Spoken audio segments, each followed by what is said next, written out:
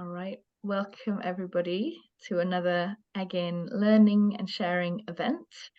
So for those of you who don't know who we are, Egin is a programme funded through the National Lottery Community Fund and delivered by DTA Wales, the Development Trusts Association for Wales. And what we do is we help community groups across Wales to tackle climate change and live more sustainably. And we mainly do that through our peer mentoring programme, where we match groups up with people who've already undertaken similar projects in their own communities. So I'm not here to talk too much about that, but one of the things that some of our groups might want to do is start up their own community growing projects. And we decided to invite here today a few of our partners and peer mentors to talk to you about some of the different projects that are happening across Wales in terms of growing. And each of them will give about 10 minutes presentation about their own projects, how you could get involved, what help is available, and a little bit about really what are the links between tackling climate change and growing your own food as a community or even as an individual. So we've got with us today Celia Williams from Incredible Edible. We've got Poppy Nicol from the Global Gardens Project in Cardiff. Both of them are also peer mentors on the Egin programme, so you can actually get support from them directly if you're a group supported by us. And we've got Alison Sheffield from Social Farms and Gardens as well, who's going to talk about their new Camau Gwyrdd, which is Green Steps programme. So I think we said, Celia, you're going to go first, I believe. So Celia, yes, what I'll say about you is that Celia was the Wales coordinator for Incredible Edible, has run Incredible Edible Conwy for the last 10 years, and is now a board member for Incredible Edible CIC. Is that right? That's right, yeah. Excellent. Yeah. Okay, if you want to say a bit more about yourself, Celia, and get started. So I am also a volunteer coordinator as well for Incredible Edible in Wales, although it's probably a bit too much. The capacity, I haven't got the capacity really to do the whole of Wales, but I do have a lot of help as well from another Egin member called Lizzie, who runs Incredible Edible Port Maddock. So I'm going to focus on sort of how Incredible Edible began, and also about a new strategy which was formed a couple of years ago. I say new, it's 2 years old, it's probably not all that new, but it's called The Right to Grow. So I'm going to share my screen with you. Here we go.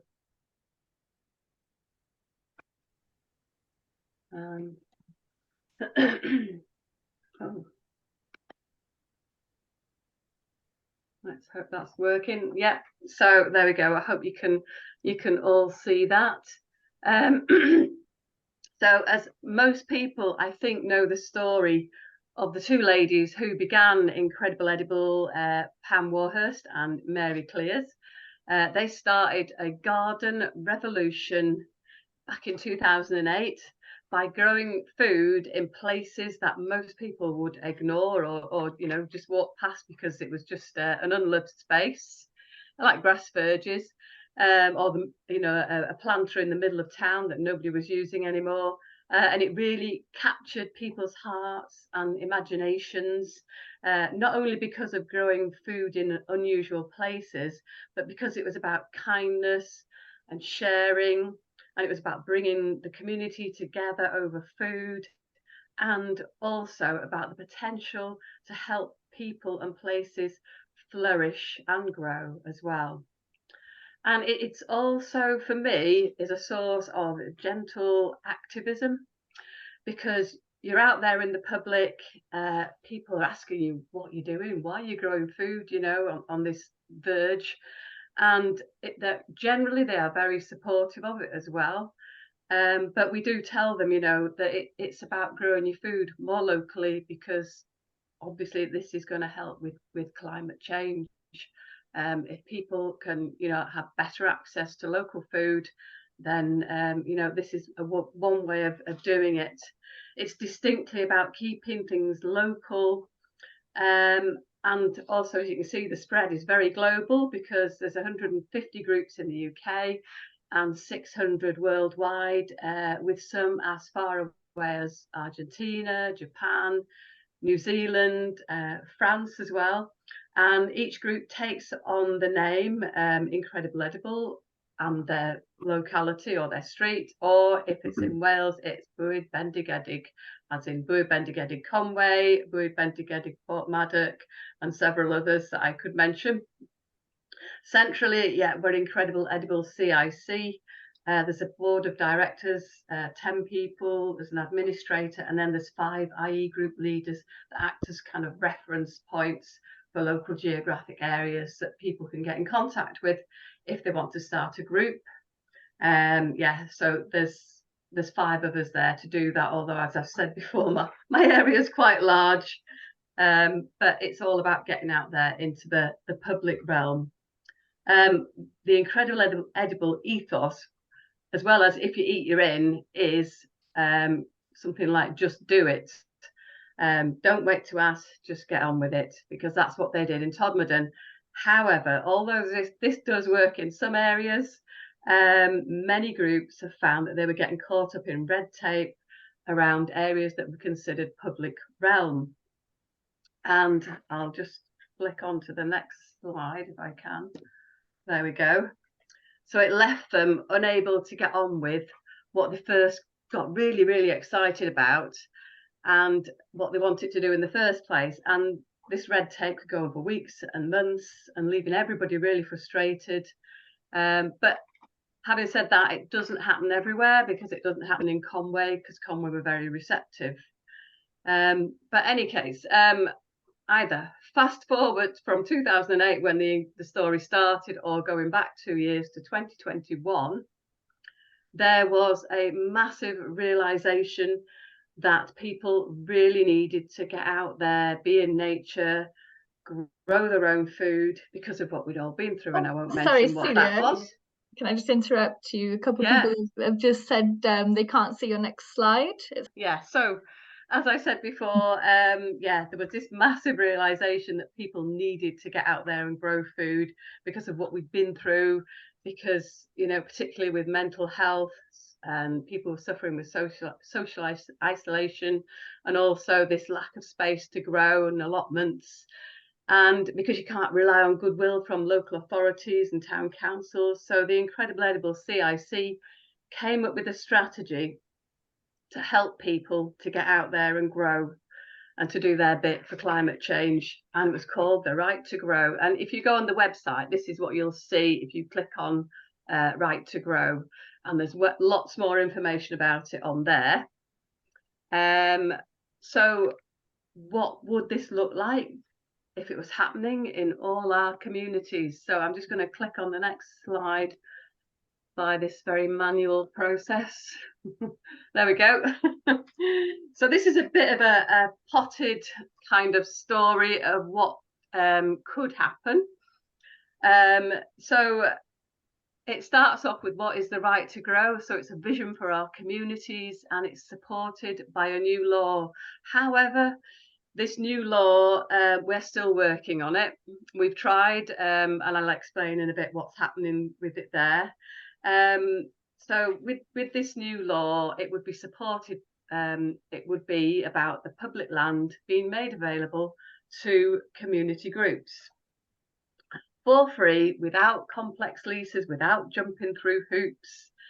So local authorities would maintain a free public list of all land in its area suitable for cultivation or environmental enhancement, which could be beekeeping or just wilding the area, or growing plants for dyeing cloth and things like that.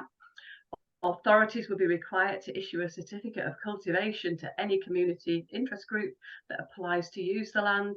And once a community interest group has their certificate, then they are enacting their right to grow, and they can begin their growing project. So that would be absolutely amazing if that could happen. And if authorities decided to sell the land, they must allow the community group to bid for it. In a perfect world, this is what we would like to see happening, you know, so we could all get on with changing the world and doing our bit for climate change, you know, one garden at a time, or as Incredible Edible used to say, one rhubarb at a time. However, with regards to the law, Pam Warhurst, who's very proactive, talked to and garnered support from several people in Westminster, barons, earls, MPs. What they wanted to do was add an amendment to the Levelling Up and Regeneration Bill. Unfortunately, the amendment wasn't accepted for a vote. This happens so much, apparently. However, what came out of it was it got lots of media coverage from The Guardian, from the BBC, from local radio. And out of that came some really great news that Hull City, and I know they're over the border, they adopted the motion for a right to grow. So we're waiting to see what this will look like. We will then have an example, a case study to refer to for other groups for other authorities that are thinking about doing this. And yeah, apologies because this is over the border, but what would it look like if the whole of Wales adopted right to grow is what we're thinking now. So it would be making citizens respected partners in adapting to climate change, and it's definitely something that Incredible Edible are looking to do next year, but they're making a start hopefully next week at the Government Wales Climate Change Conversations. So they've got a session booked next on the Thursday, the 7th of December at 2:15, where IEC will be discussing the right to grow in Wales. So that's me done. Thank you. Sorry for all the slide pull out. Oh, it's okay, don't worry. Thank you. Okay, great. Well, we'll look at questions a little bit later. But what I just thought would be great is if everyone could type in the chat who you are and what organisation you're linked to, if any, just so we can get a nice idea of who's here. And then hopefully we'll get a bit of chance for not only questions at the end, but if anyone just wants to share something that they're working on as well, it would be great to hear about as many different projects as possible. So Poppy, do you want to go next? Yeah, so Poppy, I'll just say a couple words about you. So Poppy's an Egin peer mentor as well, and a project coordinator for the Global Gardens project, which is a community growing project based in Cardiff that received support from Renew Wales in 2020, 2021. And I've also written that Poppy was part of co-facilitating a people's assembly that informed Food Cardiff's Good Food Strategy. Is that right, Poppy? Yeah. Great. So yeah, I'll let you go. Yeah. All right. Go ahead. Thanks, Gwen. Can everyone see my screen okay? You can see? Yeah, cool.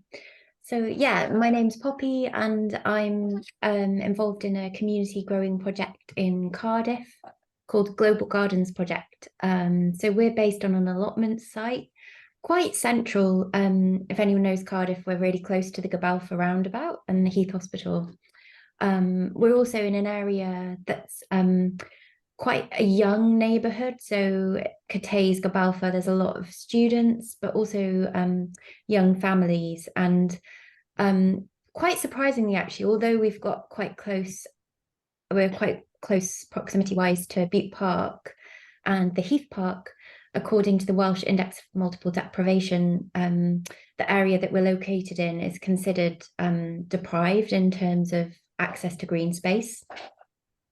So yeah, we host, our aims are kind of firstly to support community-based learning about food growing and seasonal nourishing cooking and sustainable arts and crafts.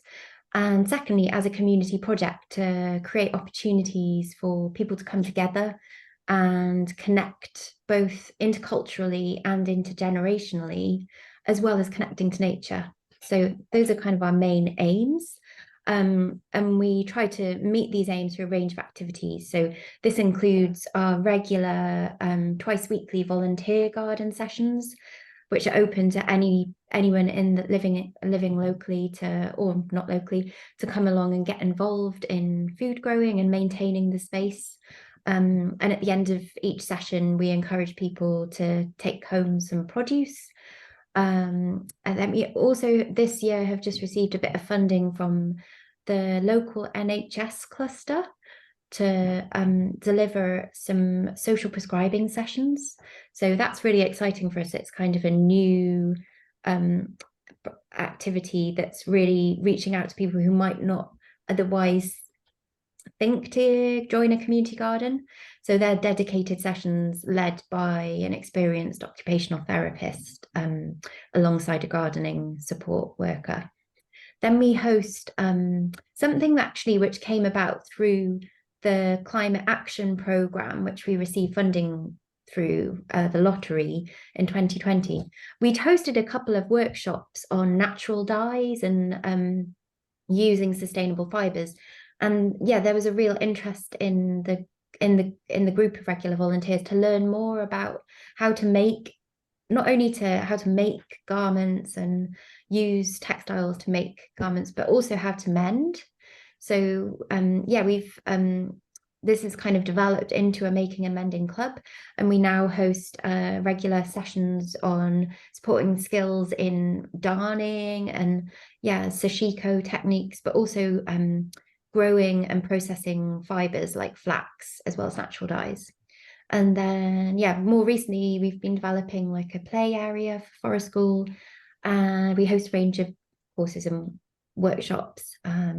So I'll just touch briefly on some of the climate action related work we've been getting up to in the garden. So mainly supported through the lottery climate action funding Together for Our Planet, and as well through support from the Renew Wales programme. We've tried to really support community-based learning about how to take individual and community action, specifically in the kitchen and in the garden. So we've hosted, in 2021, we got funding and hosted a series of workshops on climate action in the garden and climate action in the kitchen. And some of this was online, mainly due to COVID and restrictions, but some of it was in person as well. And it was mainly informed through discussions with volunteers and members, like kind of project beneficiaries or people living in the local community. And we hosted a series of workshops around using fungi and plant-based proteins, how to reduce meat consumption and still have a really tasty meal. Vida, who at the time was our community chef in resident, hosted a workshop on using culinary herbs in cooking. And we also hosted some workshops on how to, one really interesting one was with Annie Levy on how to work with the hunger gap and innovative ways of using all the veg and reducing waste. So that was really fun, just using lots of different wild greens especially.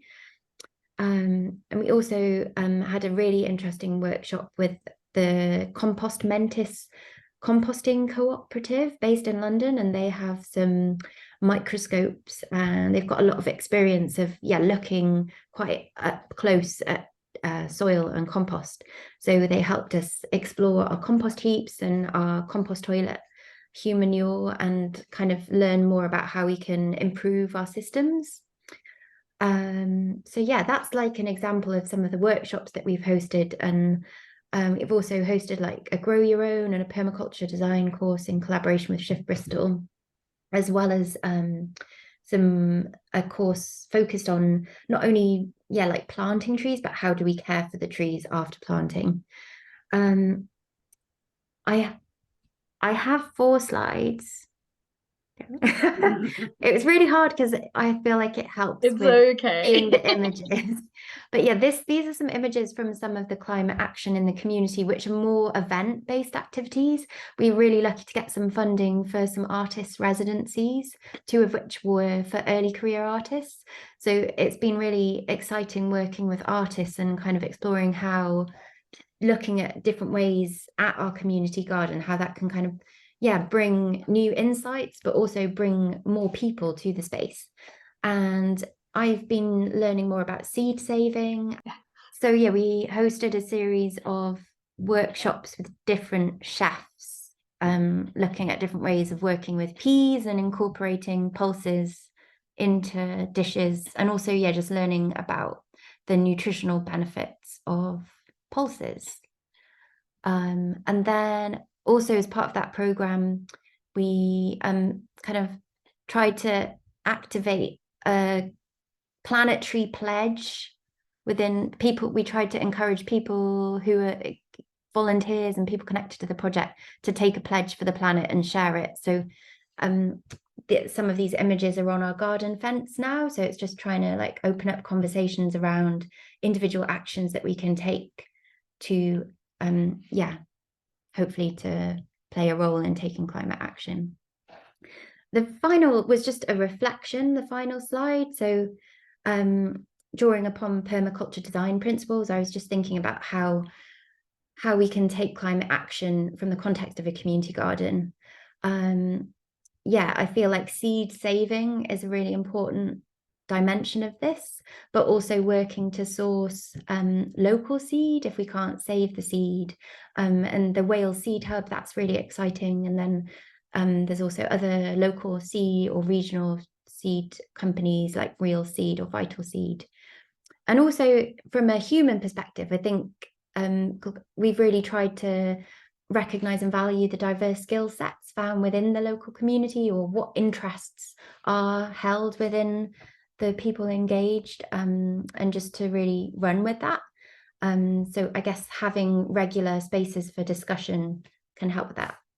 I really like the term reclodynamics, which has come from the ediculture approach, and that's like working with reclaiming or connecting with the resources that are around us. So in an urban context, we work with a local cafe to get coffee and tea grinds. Also human manure, I guess, is another example. We've also been getting beer from a local brewer that's kind of they're not able to sell it, so that can be used for our slug traps, not for the parties in the garden. Harvesting water, of course, and trying to catch and store energy as much as possible, but also you acting as a hub for others to then learn about how to catch and store energy in their own home garden. And yeah, I'm really interested in kind of, I guess, in the urban context, how we can approach fertility without being reliant on manure. And so, yeah, exploring more like stock-free approaches to growing, and the use of green manures feels like a really important question and topic for exploring, as well as wood chip and leaf mold and things like that. And then the final thing was just about, I feel personally that some of the opportunities to work with artists and the arts has really brought kind of a feeling of joy to the space, which otherwise some of these topics can feel quite overwhelming, or kind of like you might feel a bit disempowered or overwhelmed. So yeah, I think working with the arts and creativity can help us respond to the changes ahead. So I think that's me. Thank you, Beth. Fantastic. And if you are in or near Cardiff and your own community project might benefit from help from someone like Poppy, then I will pop the link for Egin in the chat again, so you can find out more about that. Alison, are you ready to jump in? Great. So I'll just also say a couple of words. Alison Sheffield is from Social Farms and Gardens, and is going to talk about the new Gweminar program, which I'll let you talk about that. And if you're not familiar with Social Farms and Gardens and their work, I definitely recommend having a look, because if you are thinking about setting up a community allotment, you can't miss them, really. All right, so Alison, I will try to spotlight you for everyone, and you can get started. Thanks, Gwyneth. Hi everyone, and hi Poppy. It was lovely to actually got to go down to Global Gardens on Monday and see all the work that she's been doing firsthand, which is absolutely wonderful. The activity down there. Particularly really loved the planetary pledges. It was just a really great way of seeing just ordinary people making that pledge and that commitment in a very creative way, and that was really inspiring for other people, I think, to be able to just take like simple actions and see them as a collective, and how that can, you know, actually each of us taking our individual actions does have a bigger impact when we're doing it in community. So I really didn't listen to Gwyneth's instructions, so I've got like 10 slides, but there's not that much of interest on them. So what I'm going to do is I'm just going to share them afterwards and skim through them today, because it just gives an overview of the Gwytnwch project that we're starting delivery on in January. But I guess really what I wanted to talk about was a little bit more background around social farms and gardens, and then how Gwytnwch kind of emerged out of that. So social farms and gardens has been around for about 40 years in the UK. We represent around 3,000 grassroots community farms, community orchards, community allotments, community gardens in England, Wales, Scotland and Northern Ireland. We kind of started work in Wales about 12 years ago with one staff member, and we're now the biggest team within the social farms and gardens team. There's about 10 or 11 of us working across Wales on various different bits and pieces of projects, and we represent about 300 organisations in the nation. And I think that's kind of really where we came from with this project. So we kind of saw this opportunity. So Gwytnwch is funded through the National Lottery Sustainable Steps Action Grants pot of funding, and as a team we were just really keen to be supporting our core membership, our core base of community gardens across Wales, to do more around climate action, because we are, as an organisation, quite dependent on project funding, and that had kind of drifted away from this opportunity to promote community growing as a great way to deliver on climate action. So just as a team, we just kind of came together and threw ideas out, and we spoke to our members about what would be beneficial. How can we really support our members who to do more on this climate action? And I think as an organisation and having spoken with our membership, we just really see that we just see community growing as climate action, that connection that you get with other people and with nature, and with what can kind of come from that, from being by all those resources coming together, just inspires you just to want to protect that for now, for the organisms and the people and everything that's relying on it now, but also for future generations. So that was kind of one of our first challenges, I guess, was really to explain, why is community growing climate action? Because it seems so fundamental to us that it was. So it's been quite an interesting process, I guess, going through there, and then actually looking at the kind of little activities that can be done, and to take steps to kind of take climate action within a community growing setting and take that elsewhere, and to share that with wider communities. So Gwytnwch is specifically around engaging a wider group of people in community growing. We do have a tendency to be quite white, middle class, quite female heavy as well. So really looking at some of those stats of where people are struggling to reach out to different communities, looking at the kind of big data as well about who is engaging in climate action and who isn't, and how can we, as people who are passionate about taking climate action, passionate about seeing community growing as an opportunity for everyone to engage in taking climate action and protecting their place for future generations.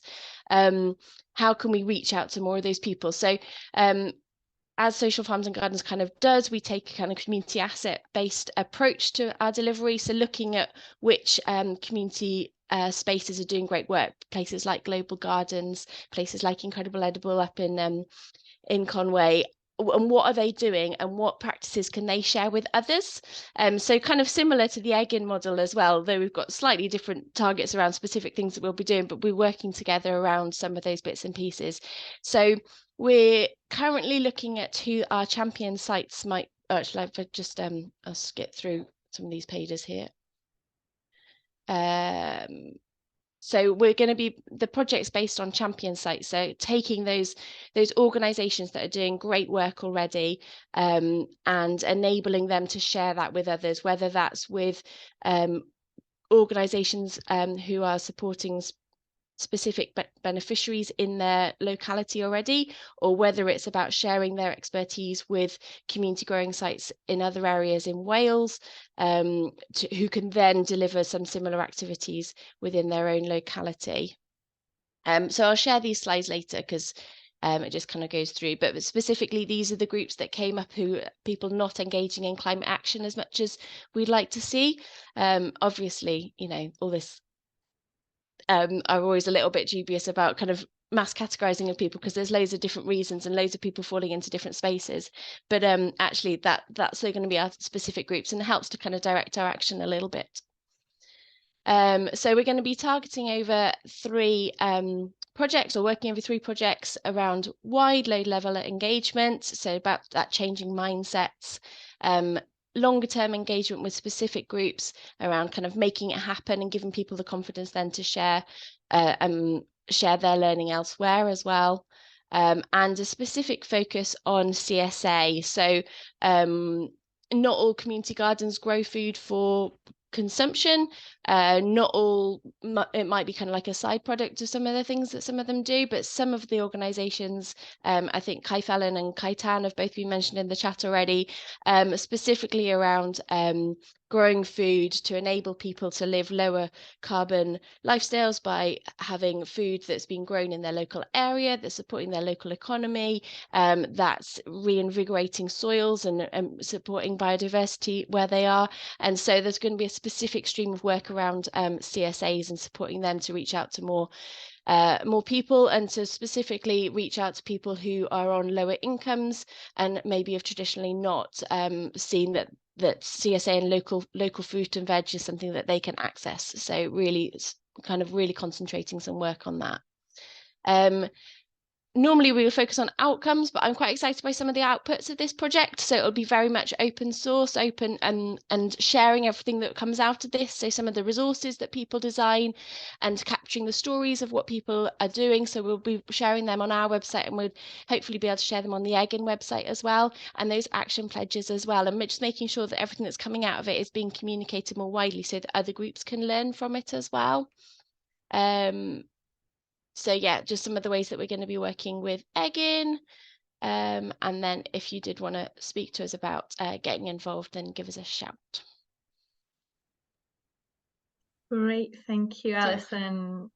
All right, so I would like to now open up the floor for anybody who'd like to ask a question to any of our speakers today. Or if you'd like to also share something about any of your own projects that you're working on connected to growing food and gardening and that kind of thing, that would also be great to hear. So there's a lot of you here, so if you can raise your hand if you want to ask something. Or yes, you can type in the chat, but it's a little bit hard to catch it. So I think Karen and Ken have both raised a hand. Yeah, Ken, do you want to go first? Yeah, I'm not going to turn my video on because A, I look horrendous, and B, my connection is awful. It's the camera angle. My camera's at the bottom of the screen that everyone gets to look at my nose, which isn't very nice. I wanted to ask about so I've written the question in the chat, so I'll read from that because my brain isn't very good at remembering things. The Right to Grow campaign. So I'm chair of a group called Tir Pont Pridd, and we're looking at securing land for communities to deliver their own sustainability projects on. So I'm very interested in where the Right to Grow campaign is in Wales. So what stage is it at? Who are you working with, and who are you looking to work with? I know from having conversations with council officers like Deb Hanny that mapping what lands they actually own or are responsible for is a lot more easily said than done. Mm-hmm. So that's going to be a significant barrier when it comes to very limited and vanishing resources that local authorities have. So how do we how would we square that circle in Wales? Celia, do you want to? Yeah, sorry, I was trying to answer you in the chat, but it wasn't working, Ken. Sorry about that. So far in Wales, I mean, initially it was Westminster that we were aiming at, because we thought once it happened there, it would go countrywide, you know, Britain wide, as it were. But that's not happened. We're now looking towards Wales and just targeting Wales because, yeah, Wales does like to be first at doing things, I think, as well. But yes, we're taking part in the climate change action conversations next week, and hopefully from there we might pique some interest. We have a lot of groups have written, that are incredible edible groups, have written to their local MPs and AMs as well around it, but that's as far as it's got at the moment. So we're hoping to make bigger strides next year. But if you're interested, if you can contact me or send me your email, I could put you on a list that goes out of, you know, when we're going to do some actions towards motioning in our local councils and things. And yeah, I agree that some county or some councils or local authorities will have issues with you know, gathering what land they have got available. But they may just have to start small and start with, you know, I don't know, 10 bits of land and say this is what we've got so far, and, you know, work from there. It's not going to be easy, but we need to make a start somewhere, and we've got to, you know, we've got to highlight it, because there's just so much land available that could be used, and so many people that want to grow, and so many people without allotments or any space to grow. So it's a start. Is that okay, Ken? Thank you, lovely. I've put my details in the chat for Yeah. you. Okay, right, I'll take those. Great, thank you. Okay, I'm going to go to Karen next. Hi, Gwyneth. Oh, the cat's cat with us too. A new cat that's just settling in for the first time since yesterday, and she's heard my voice, so she's joining in. I wanted to ask Alison whether you have identified all of the champions for the Grow Local work stream yet, and if not, I wonder what your process is for identifying champions.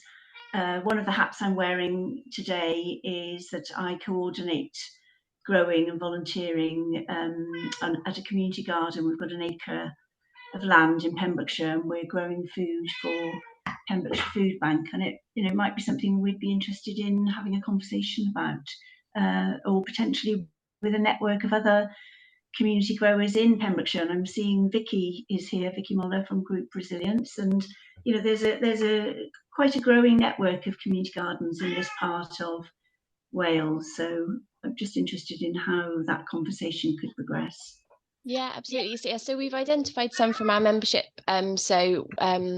We're a membership organisation. It's free to join.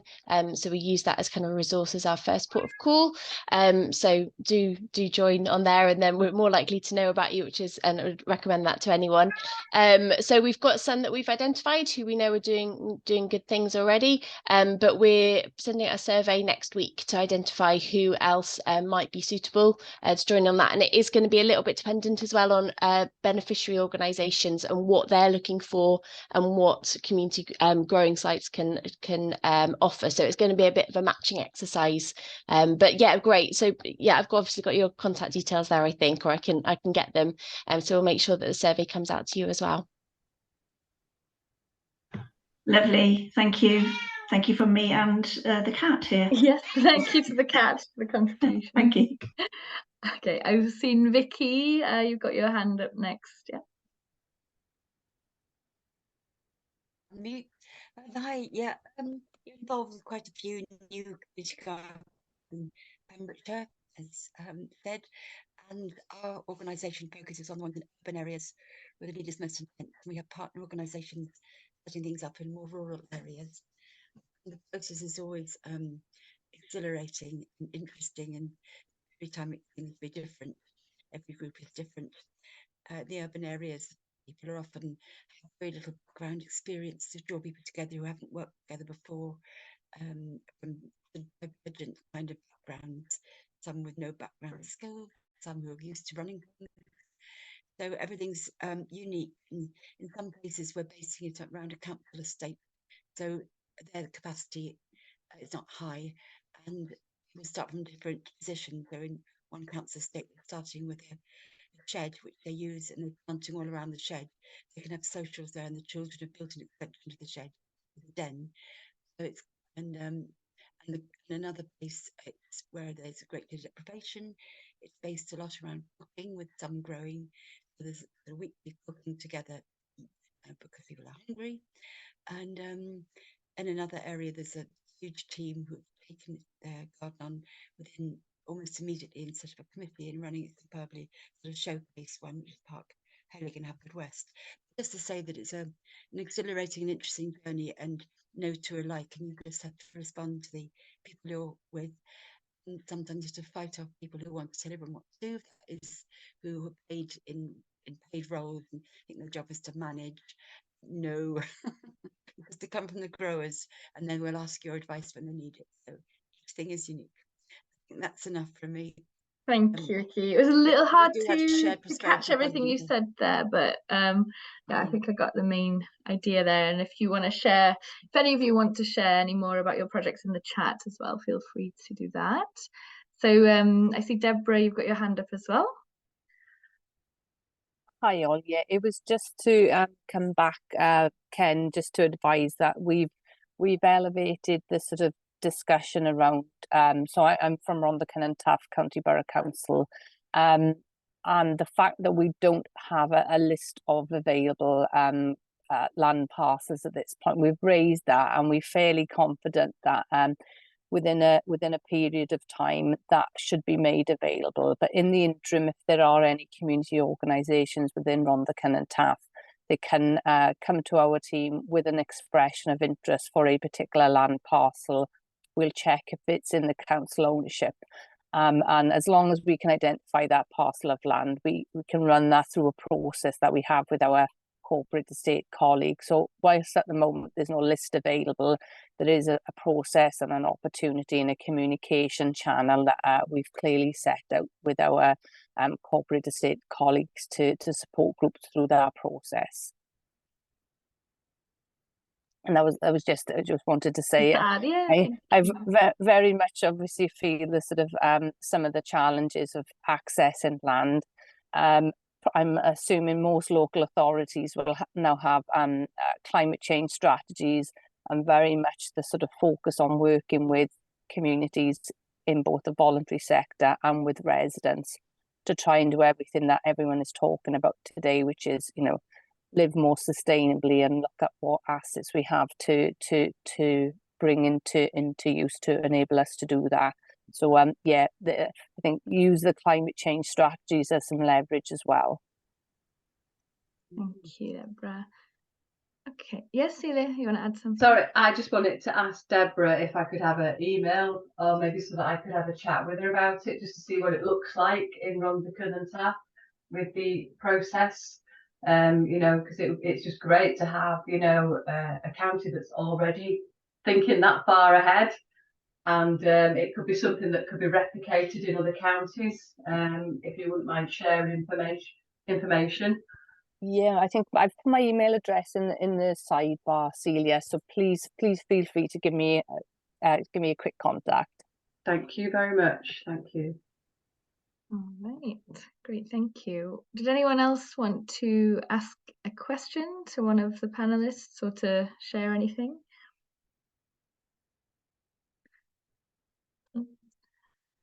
I might ask another question if not.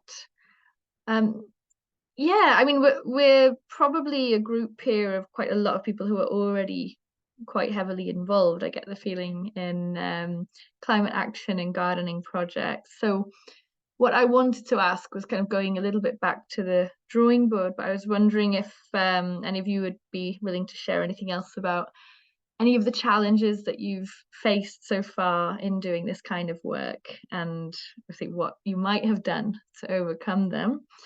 And Poppy, I know you haven't answered a question from anyone yet, so would you be okay to go first with that? Okay. Thanks, Gwyneth. I think one thing that I have kind of learned is sometimes working with existing groups, like community groups, can really help those who maybe aren't as familiar with community gardens or might not feel as confident to come on their own. That working with partnering organisations can really help. So, for example, we're working towards becoming a garden of sanctuary. Well, that is kind of one of our aims, and sanctuary seekers, like refugees and asylum seekers, may not be aware of our project. But we've just got some funding to work in partnership with the Birth Partner Project, and we have done a couple of pilot sessions with them, and the feedback was really clear that they were keen to come back, but as a group, not that they enjoyed coming back together. And also I think it really helps to have support for the project leads to also be there, so kind of coordinating, communicating how to get to the site. That was really important to have the funding there for for that. And also kind of maybe if there's support for taxis or bus fare.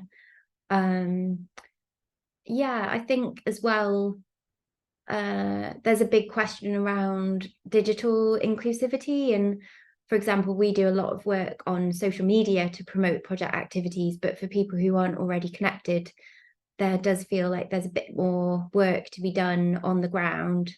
We're trying to do a bit of work with some local primary schools, but yeah, I think posters still feel important in local community spaces. I'd be interested maybe to learn if anyone else has any ideas or suggestions. Yeah, Alison or Celia, do either of you want to add some of your own thoughts?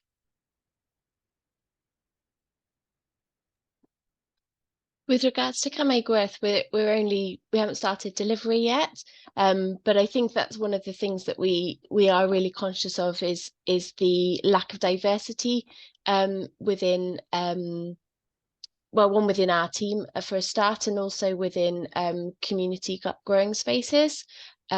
So anything that we can do in order to share ideas around increasing diversity on community growing spaces is really cool. Yeah, thank you. Shall I? Yeah. Sorry. And I was just thinking, when with our group, a lot of them are like they've been in our group for so many years now.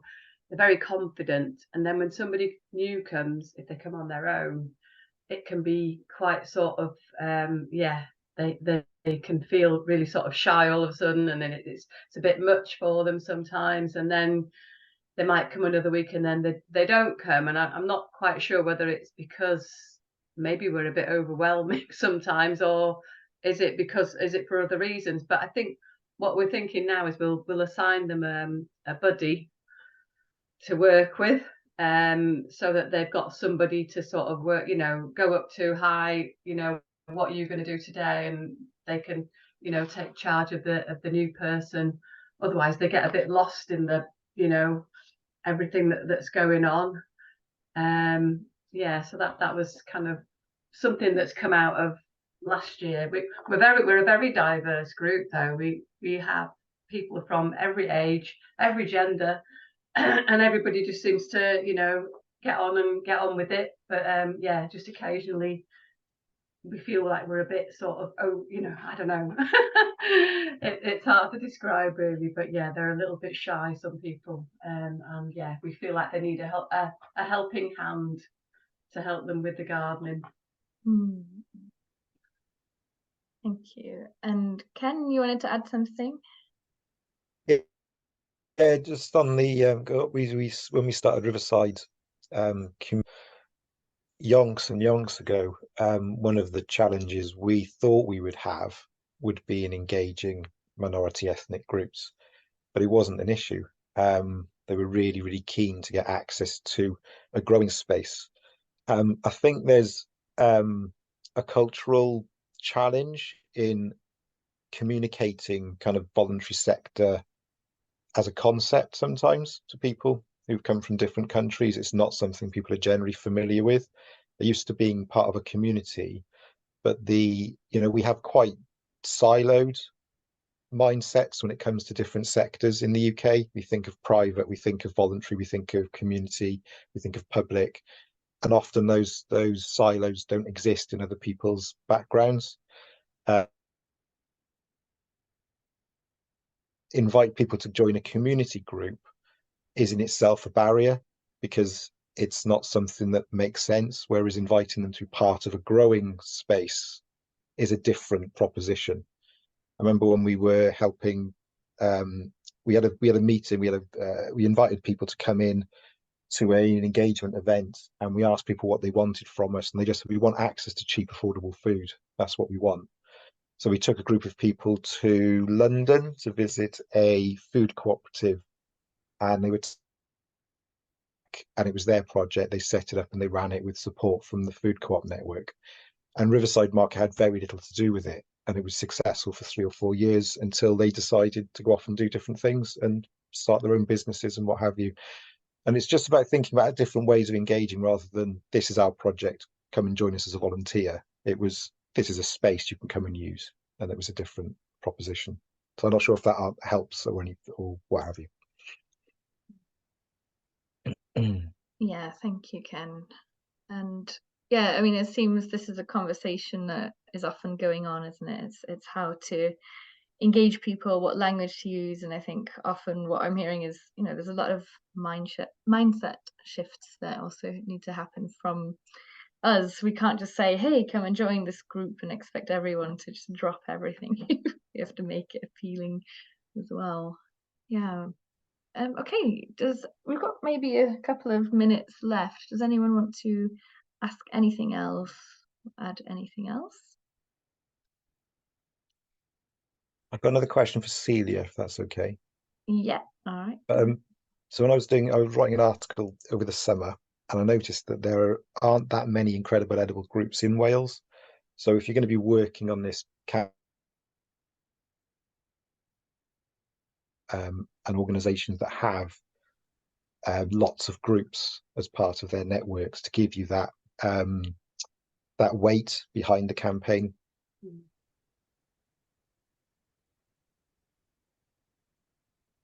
Oh, sorry, Ken, I think your microphone keeps sort of cutting out. It's hard to hear you. Well, from what I can gather, yeah, you are right. I think there's about 23 or 4 groups in Wales, and yes, we could do with a bit more weight to help our cause, and we are opening up to other groups if they want to join in with to push this campaign forward. We would welcome your support, and absolutely, yeah. Great. And anybody else that wanted to help as well, that would be great. Yeah, fantastic. Yeah, and Deborah, you wanted to add anything else?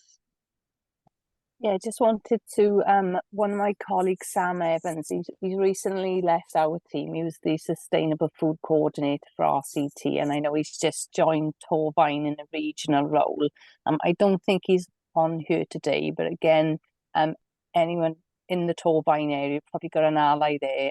Sam was very much instrumental in supporting groups in RCT to recently get the Bronze Award for the Sustainable Food Network. So within RCT, we're hoping there's going to be a new coordinator joining the team in the next week or so. The other sort of reflection for challenge for local authorities is with land, obviously, there's usually a couple of considerations, whether they be economic, environmental, or around that sort of community benefit element. And we are trying to use social value and well-being impact as a sort of equalising measure in sort of tool when we engage with our corporate estates colleagues. So we're using a social value toolkit at the moment that can put a sort of well-being impact, a well-being value or a social value on some of those activities, whether that's gardening, growing food, creating access to green spaces. So we're using that as a way of just sort of balancing those scales. It's not just about economic benefit of land, or the environmental benefit is obviously key, but also what benefit does it bring to communities in general and to residents, whether that's for health and well-being, etc. So that was just some reflections from a council perspective.